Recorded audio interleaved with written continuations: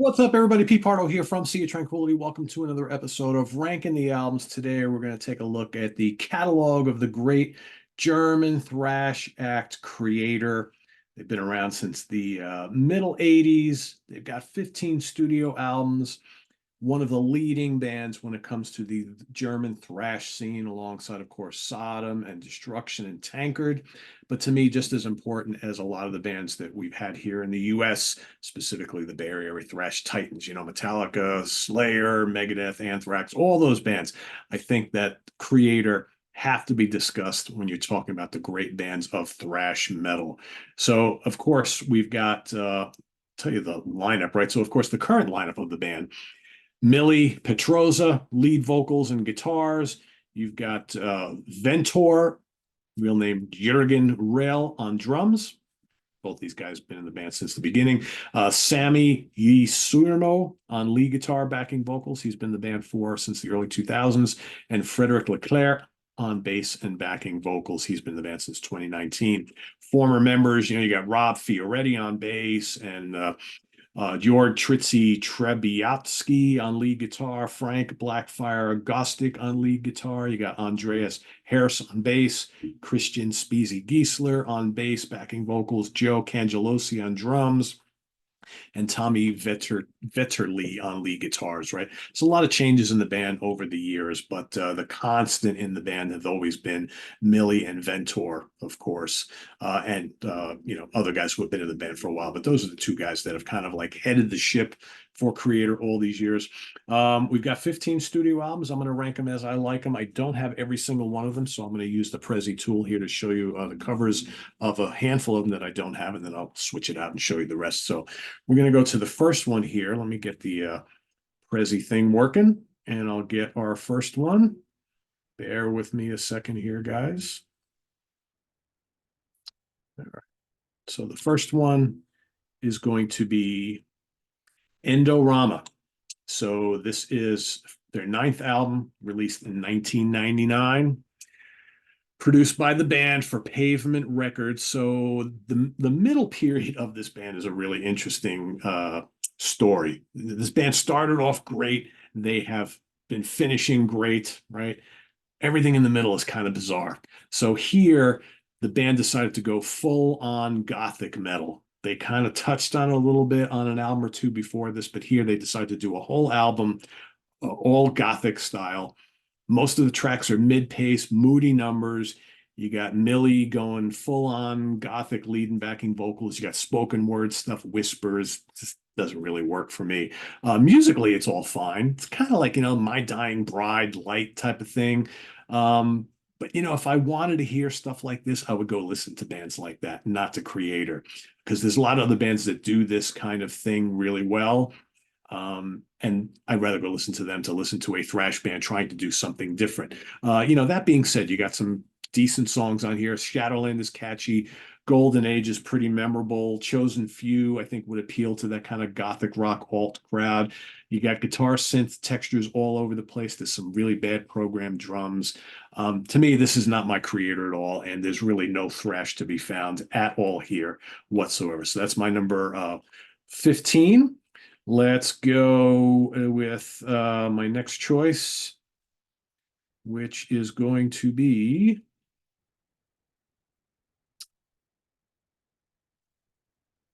Renewal.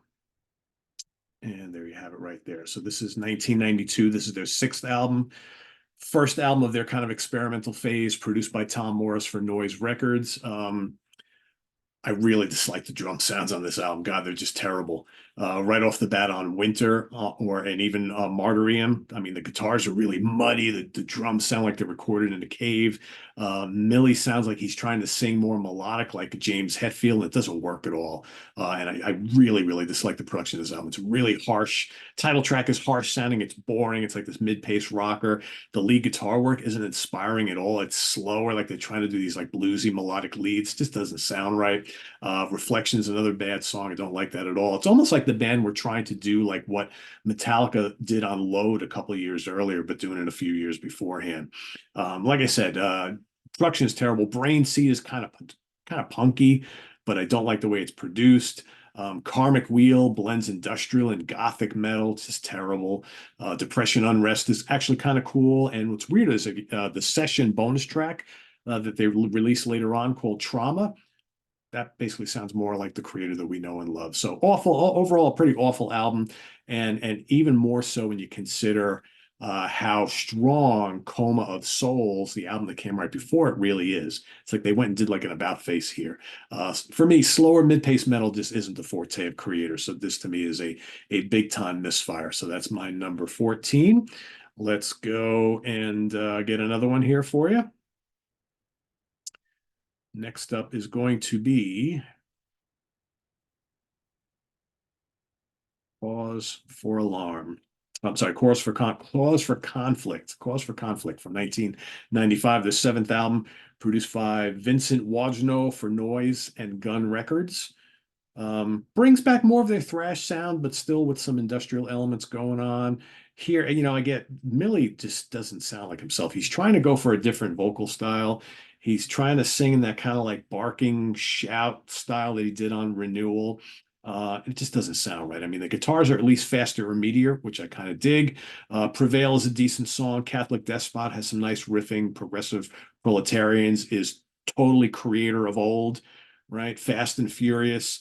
Crisis of Disorder has some good moments. So again, the lead guitar work during this period is just really lackluster. It's just boring and just doesn't sound good. Bomb Threat is another ferocious number, but it's really too weak. And then all of a sudden, toward late in the song, you get these weird industrial noises, which are kind of distracting. Men Without God, them trying to sound like Metallica. Lost isn't bad. Overall, I don't know. I don't like the production at all of the album. It sounds cold and boxy, especially the drums, and the guitars are way too muddy, not razor sharp like we're used to with this band. And again, I also don't like the way Millie's voice sounds. So overall, here some good songs, but it's just not a good sounding album. And again, it just sounds like a band that's kind of confused on what they should be doing, right? All right, next up, we're going to go to an album called, this thing takes way too long, album called Outcast. And Outcast, there you go, is their eighth album from 1997, produced by Vincent Wajno, one again for Noise Records and Gun Records.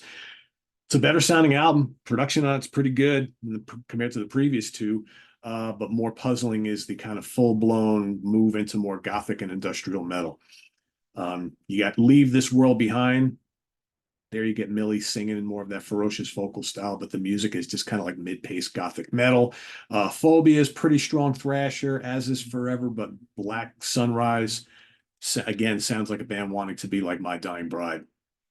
Nonconformist, lots of groove, industrial and new metal. Yeah, don't really like that at all. Enemy Unseen isn't bad, but the title track, again, goes into this whole doomy gothic thing. It's like My Dying Bride, Typo Negative, and it just doesn't work for this band. They don't have the vocals for it. It's like they don't really know what to do with the guitars. It just doesn't really work. Ruin of Life is pretty damn good, though. Overall, I think there's some decent stuff on here. The production is good, but the directions are puzzlingly bad. You really get the impression here that this band just doesn't know what they want to do, as they're getting ready to move out of the 90s into a new decade. They've already been at this over a decade. So good sounding record. Ultimately, though, not a good one at all. All right, so let's get out of the Prezi thing because I have most of everything else here. We'll go right around. There we are. All right, so next up, we're going to go to number 11. We're going to 2022's Hate Uber Alice. Hate Uber Alice. 15th album. 5-year gap between the last album. They've done that twice in their career. Normally, they crank out albums pretty quick. Arthur Risk producing for Nuclear Blast Records. Title track is a complete crusher. Killer chorus, and it really made for a great live song. I saw him on this tour. Really, really cool. Killer of Jesus, ferocious thrash song. Crush the Tyrants, more of a mid-pace banger. Strongest of the Strong, ups the chug factor. These guys know how to do the chug factor. Really, really good. Catchy chorus, plenty of sizzling lead guitars. Become Immortal is another really good song. Brings forth more of those kind of like sing-along choruses that they've been doing so well for the last decade or so. We'll talk more about that later on. It's really interesting when you have a band this kind of ferocious and extreme at times who can do these kind of choruses that kind of sing, kind of like a Monomarth, right? Although Monomarth more of a death metal band, right? Conquer and Destroy, blends those crushing manic thrash elements with some really tasty twin guitars. They've really worked hard at doing the melodic twin guitar thing in recent years, and it really sounds like they've just completely grown up as a band. And it's quite majestic to my ears anyway. Demonic Future, Rages, Dying Planet, epic feel, like many of their album closers in more recent years, right? It's kind of slow, doomy, lots of twisting riffs, lots of glorious lead guitars. Really strong album. I hate to put it at number 11, but something's got to go there, right? It's the most recent, right? I don't have as much time with this as some of the others. Great cover art, really strong album. Dig that quite a bit. Number 10, we're going to go with Coma of Souls from 1990, their fifth album, produced by Randy Burns for Epic Records, Noise Records in Germany. They got the big major label deal. This one sounds even larger than life than Extreme Aggression, which came before, major label, big producer, lots more money. When the Sun Burned Red, killer track, lead and rhythm guitar sound very kind of late 80s Metallica. I think the record label is trying to push them to become their version of Metallica. You kind of get that a lot on the albums from this time period. Nice and complex tune, big production values, big riffing. Title track, Coma of Souls, is massive. I mean, the riffs just hit you like a juggernaut. People of the Lie has some kind of like groovy, like Testament style riffs. Really catchy thrash gem right there. I like that a lot. World Beyond, Razor Sharp, and trademark manic Kreator. Terror Zone is terrific. I love the kind of complex Megadeth style riffing on this one, and it's totally get you kind of that headbanging thing, right? Material World, Paranoia, Ages of Brutality, Mental Slavery, all quite good. Not a bad song here. You get the feeling, though, maybe that they might be kind of repeating themselves just a little bit, or maybe it's the record company kind of pushing them in a direction to kind of get a similar sound to some of the other thrash bands that were selling a lot at the time. I don't know, but it's still a really killer listen, and it's an easy album to recommend. So, Coma of Souls coming at number 10. Number 9, Violent Revolution. Don't have the CD. I just ordered it actually, but cool cover on it. Violent Revolution from 2001, their 10th album overall. Andy Sneap producing. Heard that name a lot before. So all the experiments with gothic and industrial metal that they did before in the rearview mirror. Goodbye. See you later. Bring back the thrash. That's what they do here. Guitars are razor sharp. Millie is singing as menacing as ever. Reconquering the Throne kind of seems autobiographical, as if to say, hey, we're announcing they're back. We're going to take the German thrash crown, or the thrash crown in general. We're going to take it back again. Good to hear. Title track and Ghetto War are both mid-pace crushers. All the same blood, just rips. Servant in Heaven, King in Hell. Total headbanger. Total headbanger. Great riffs, great drumming, massive production on it. Replicas of Life totally rips. Slave Machinery, great chugger. Again, those great chugging riffs, man. Millie knows how to play that chugging rhythm guitar, I tell you. And System Decay is a pulverizing steamroll over a closer. Really, really good song. Lots of churning riffs and things like that. Excellent. Great return to form. One of the great comeback albums of the early 2000s. That's my number 9. Number 8, Gods of Violence. Love the cover art. These guys have some great covers. 14th album, Jens Bogren, again, produces for Nuclear Blast Records. First album in 5 years at the time, making it the longest break of their career. World War Now. Man, what a great way. And they always start off their albums, at least recently, with these like little instrumental things, and then they go into a complete banger. This is one of them, World War Now. Blistering thrash classic. Awesome. Satan is Real. Galloping chugger. Totalitarian Terror crushes, and it's so fast, like going at the speed of light. So good. Ventor's drums and the twin guitar attack of Millie and Sammy, I think, sliced like a razor. Awesome song. Title track starts off with this little acoustic guitar piece, and then quickly turns into a bludgeoning thrash attack. Some furious riffing and violent vocals from Millie. Another great song. You got the catchy and head-pounding crusher, Army of Storms. Hail to the Hordes is slower, more mid-pace, kind of, sing-along type of thing. Lion with Evil Wings, melodic, memorable, and then you got the near 8-minute closer, Death Becomes My Light. Has some really cool melodies, some blazing lead guitars, but still really thrashy and really heavy. I think it's a really balanced album. It's maybe not quite as ferocious as start to finish as some of the albums that kind of come around it, but it's still very mature songwriting, and some of their best guitar playing ever is on this album. Easy recommendation, number 8, Gods of Violence. All right, number 7. I love this album cover. Phantom Antichrist from 2012. 13th album, produced by Jens Bogren for Nuclear Blast Records.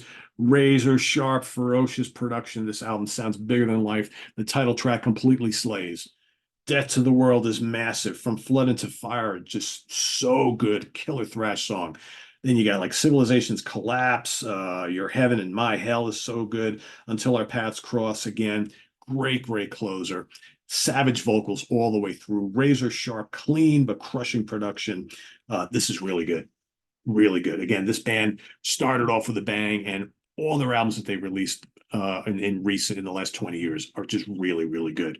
Really good. That's my number 7. Number 6, we're going to go with their 12th album from 2009, Hordes of Chaos. Moses Schneider producing.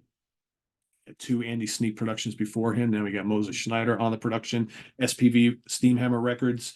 Album sounds slightly more raw than the 2 that came before it, because Andy Sneap's got these certain, you know when you got an Andy Sneap production.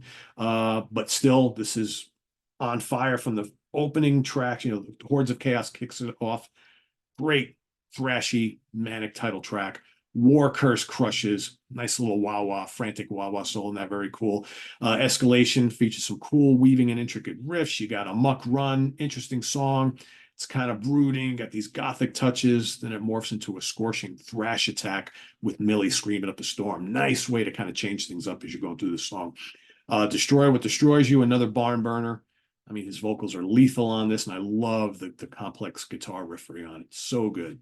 It's one of my favorites on here. And you get kind of like a Slayer Rain in Blood kind of intensity on it, which I think is awesome. Absolute Misanthropy is another ripper, as is closer Demon Prince. Monstrous album. Really good. Hordes of Chaos, number 6. Number 5, the top 5, Enemy of God. Saw them on this tour. Killer. 11th album. Andy Sneap again producing, SPV Records. Band is sounding ferocious as ever. Taking on a blend of like thrash as well as like Gothenburg influenced melodic death metal. Right. So if you like a lot of those mellow death bands from the similar time period, I think Kreator was listening to a lot of that stuff. The opening title track, Complete Barn Burner. I remember seeing them play this on that tour, and they just completely killed it. Man, it's just so good. Impossible Brutality is amazing. Love the little riffs and fills all over Suicide Terrorist. World Anarchy crushes. Ventor's just nailing it on the drums, man. So punishing. Dystopia sounds massive. I mean, Andy Sneap just worked wonders with the guitarists of these guys. Just the guitar sounds ferocious on this album. Voices of the Dead is melodic, still tasty, but still really heavy. And then you get the big moody close of The Ancient Plague with lots of twin guitars on it. And the whole album really just start to finish, complete winner. Absolutely love it. Enemy of God, number 5. Number 4 is going to be Extreme Aggression from 1989, the 4th album, produced by Randy Burns for Epic here in the US and Noise in Europe. Another drop dead classic. I think Millie's vocals by this point have become more refined, but still raspy and hellish enough to qualify for being probably one of the most extreme singers on the thrash scene. Title track is a killer way to open the album. Love the shifting and crushing riffs. No Reason to Exit has some great chug-a-chug riffs going throughout it. Awesome song. Love Us or Hate Us, so relentless. Stream of Consciousness sounds more like kind of Metallica from a similar time period, you know, like Injustice for All, that sort of thing. Very cool stuff. Got a lot of guitar solos in there, a lot of great drumming from Ventor. Some Pain Will Last, more of a moody mid-pace crusher, but the guitars, again, still sound massive. Again, you can kind of hear Metallica looming in the background. They were obviously the biggest band on the planet at the time, I'm sure. The label's kind of like, come on, you got to make some stuff that kind of competes with Metallica, so I get it. Betrayer is brutal. Love the guitars on Don't Trust. And then one of my favorites on the album is one of the shortest songs. It's a Bringer of Torture. I mean, they pack so much into just like 2 minutes, just like it, just blazing. So good. And then you got the closer, Fatal Energy, which is a total basher. The guitars are just razor sharp. The drumming is relentless, and Millie's vocals are just fierce. Just so good. Mandatory album from Kreator here. Mandatory album. And I think that the bigger production values haven't tempered their sound one bit, which is always good to see. All right, number 3. I mean, the classics, right? 1985 debut album, Endless Pain, produced by Horst Mueller for Noise Records. It's raw, but it's so fresh, so exciting. It's really raw. I mean, the vocals are just like, You listen to like the vocals on these early Kreator albums. It's like, the black metal scene was influenced so much by what these guys were doing and Sodom were doing, especially from a vocal perspective. I mean, you got on side one, you got Endless Pain, Total Death, Storm of the Beast, and the classic Tormentor and Son of Evil. All of them just raging inferno, early German thrash stuff. So good. Flag of Hate. Elements of black metal all over the place here. The hellish vocals, the speedy, crazy drumming. Cry War has some killer riffs. And I love the way it starts out slow and grinding and then just picks up the pace. And it's just like speed of light thrash. Awesome stuff. Bonebreaker, basically early black metal, and Living in Fear and Dying Victims finish out the album on a big high note. Terrific debut, as raw and uncompromising as it is. It's still so important to the scene. My number three. Number two, I'm going to go with Pleasure to Kill. Their second album, produced by Harris Johns for Noise Records, one of the great thrash albums of all time, folks. Band really improving on their instruments and fine-tuning their sound compared to the first album, which is great. But here they just sound more, I don't know, confident of themselves, I think, here. Ripping Corpse is crushing. Thrash, of course, but you hear a lot of the early death metal elements as well. Of course, this is before death metal started to break, right? Especially from the drums and the guitar standpoint, right? The fast-paced riffing and just the whole sound of the whole thing. Vocals are still raw and hellish here, but sound great for the music. I love the technical weaving guitar riffs of Death is Your Savior. The pummeling title track is one of my favorite Kreator songs of all time. It's just so good. The guitar tone on Riot of Violence is killer. The Pestilence, shows the band trying to start to do these more longer, involved songs. I think is really, really good. Song structures are intricate, getting more technical. Carrion, another blazing crusher, and both Commander of the Blade and Under the Guillotine kick total ass. There's not a dud to be found here. It's just a relentless thrash classic. Pleasure to Kill. For me, only bested by my number one, which was my favorite one back in the day, and I still really have a soft spot for it. That's Terrible Certainty, their third album, produced by Roy Rowland for Noise Records. The opener, Blind Faith, is one of my favorite Kreator songs. It's so good. Just brutal, crushing German thrash. Love it. Storming with Menace. Another drop dead classic. Love it. I love the chorus. Love the opening drum blast riffs on Terrible Certainty, the title track. Get you headbanging immediately. So good. You get the twisting, turning as the world burns. You get the pile driving and blistering toxic trace. Great. Toxic trace. Awesome. Love the chorus. Ferocious riffing on No Escape is so good. You got Millie's vocals on One of Us. Just so killer. And the riffing is just absolutely ferocious. Face melting stuff. Closer Behind the Mirror, introduces some kind of these like lilting melodic guitar chords at the beginning, and then the pummeling begins. Another total crusher to end the album. It's just so good. This, to me, these three are thrash metal classics. They would get much more refined going forward, but you can't underestimate how important these albums were, not only to the thrash scene in Germany, but to thrash overall. It was just, to me, this is an absolute classic. I love the album cover, and it was hard for me not to put this at number one. So yeah, Terrible Certainty at number one, Pleasure to Kill number two, Endless Pain number three, Extreme Aggression number four, Enemy of God number five, Hordes of Chaos number six, Phantom Antichrist number seven, Gods of Violence number eight, Violent Revolution number nine, Coma of Souls number 10, Hate Uber Alice number 11, Outcast number 12, Cause for Conflict number 13, Renewal 14, and Endorama number 15. A lot of albums. Let us know what you think of these down in the comments below. Rank them as you like them, your top 5, your top 10, or rank them all, whatever you want to do. And thanks for watching. We'll be having Destruction and Sodom are coming up soon, so don't touch that dial in the coming weeks. We'll get more German thrash classics at you fairly soon. So till then, visit us on the web at www.seaoftranquility.org. We're on Facebook, we're on YouTube all together all the damn time. Please subscribe if you haven't already. Click on that notification bell so you get alerted of all of our content as a post. And please do hit the like button before you leave. Also down below, we have the links to our Ko-Fi page for channel donations, our merch page, and our Cameo page. Thank you in advance for all your support there. And we'll see you soon here with more stuff. I am Pete Pardo. Thanks for watching. Tune in next week for Ranking the Albums. Have a good one. Bye-bye.